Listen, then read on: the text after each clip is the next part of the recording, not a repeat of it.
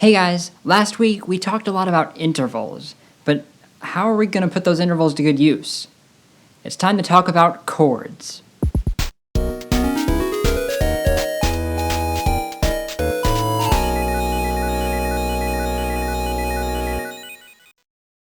Now, I play the guitar. I played guitar for about 5 years, and I'm starting to learn piano. So I know a little bit about chords. Now, back in the 1700s or even the 1600s, people didn't write music based around chord progressions. What you would do is you would take a melody and harmonize it a few times, and that's where you get four-part harmony in vocal scores or string quartets or that sort of thing. But then as music theory started being developed, we came up with the concept of chords and started looking at them more as like blocks of notes rather than multiple melodies to be harmonized. Chords are kind of the backbone of a lot of music, but what's a chord exactly and how do we make one? Let's go check out a piano and take a look.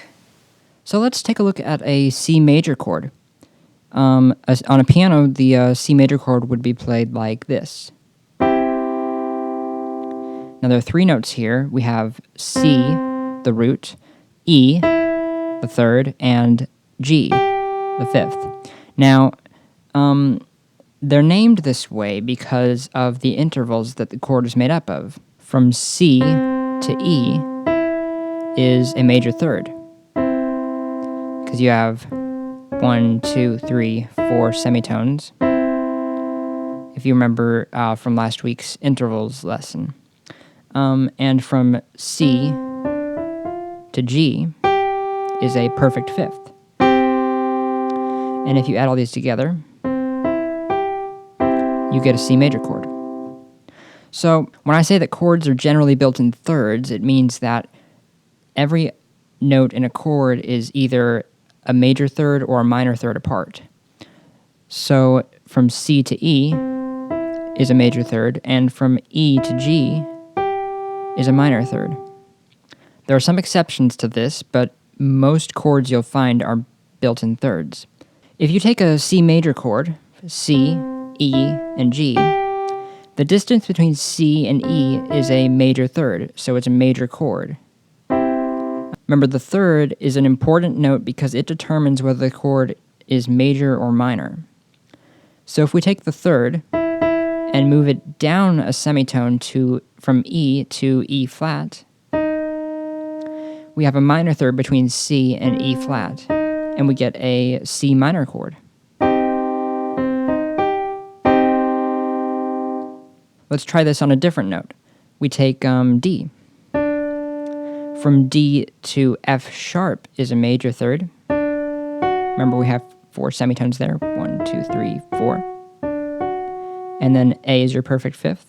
So we have D, F sharp, and A.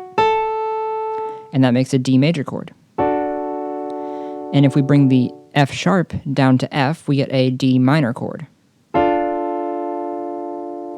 So let's take a look at diminished chords. A diminished chord is made up of the root, a minor third, and a diminished fifth. We'll take C as our root, E as the minor third, E flat. I can't play piano. We'll take C as our root, E flat as the minor third, and instead of G as the perfect fifth, we're going to bring that down a semitone to G flat for the diminished fifth. And we have a C diminished chord. Now, a chord can be built on any note in a scale. And if there are 7 notes in a scale, then there are 7 chords in a key. So in the key of C major, any of these notes can be used as the starting point for a chord. So if we start on C, we have C major. Next we have D minor. Next we have E minor, F major,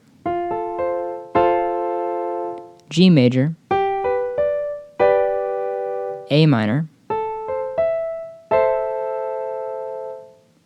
and B diminished, before going back to C. Chords are often referred to by the scale degree that they're built on. So if we have 7 notes in a scale, then the 1 chord would be built off of the first note in the scale, which is in this case C. And the 2 chord would be on the 2nd degree of the scale, D. And the 5 chord would start on the 5th scale degree, which is G. So there are 3 major chords in a key, 3 minor chords, and 1 diminished chord. The major chords are the 1 chord. In C, this is C major. The 4 chord, which in the key of C is F major. And the 5 chord, which in the key of C is G major. The minor chords are the 2 chord, which is D minor here. The 3 chord, which is E minor. And the 6th chord, which is A minor. And the last chord, the 7th chord, is always diminished. Now, there are only 3 notes in a basic chord, but you can double up some of these notes at different octaves for a bigger sound. For example, on the guitar, it's not really all that practical to strum a D major chord in order, D to F sharp to A. Most guitarists would actually play a D major chord with the root, the 5th, the root again an octave higher, and then the 3rd on top.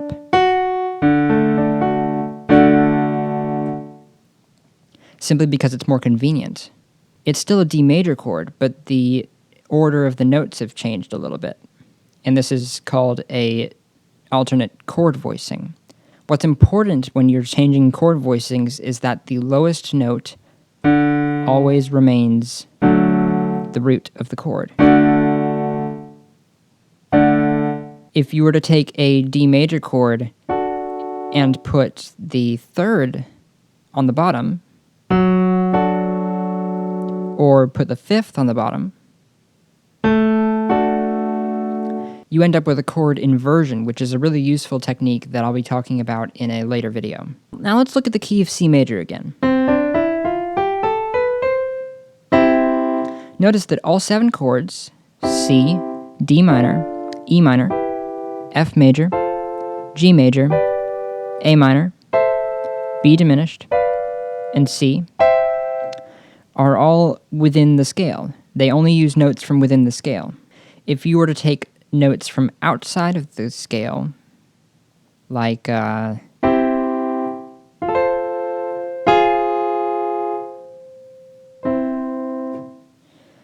then you would have out of key chords. Like there I was playing F minor, which is an out of key chord because it uses a note that's not within the scale that the key is based on. And that's not a bad thing. That's actually a really useful thing in music, is to use out-of-key chords and notes. But I'll be getting to that in later videos. So let's take a look at the F major scale, following the whole, whole, half, whole, whole, whole, half tone scale pattern that I talked about a couple episodes ago. We have F, G, A, B flat, C, D, E, and F as our F major scale.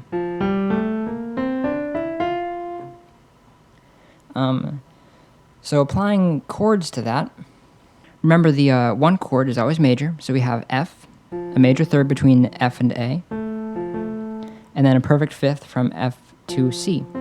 The next chord, the 2 chord is always minor, so we have G as our root, a minor 3rd between G and B flat, and then our 5th at D. Next is the A minor chord. Remember the 3 chord is always minor, so we have A, C, and E. Next is the 4 chord on B flat, which is always major. The 4 chord that is, so we have B flat, and then a major 3rd from B flat to D, and then a perfect 5th from B flat to F. We have B flat major. We have a C major chord on the 5,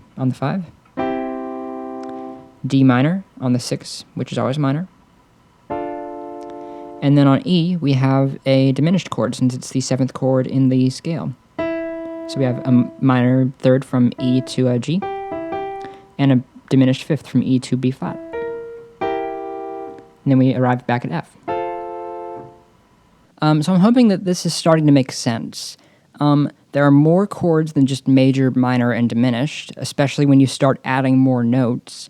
But I think that this has hopefully gotten you a little bit of a understanding of the foundation of chords and how they work within a scale. This week's album of the week is the Super Mario 64 soundtrack by Koji Kondo. Super Mario 64 is considered one of the best Mario games of all time. I remember playing it on the Nintendo 64 when I was really young, and I have a lot of fond memories of that. It's got a great soundtrack. My favorite songs are Dire Dire Docks and Piranha Plant's Lullaby. So go check it out. I hope you enjoyed this episode, and see you guys next week.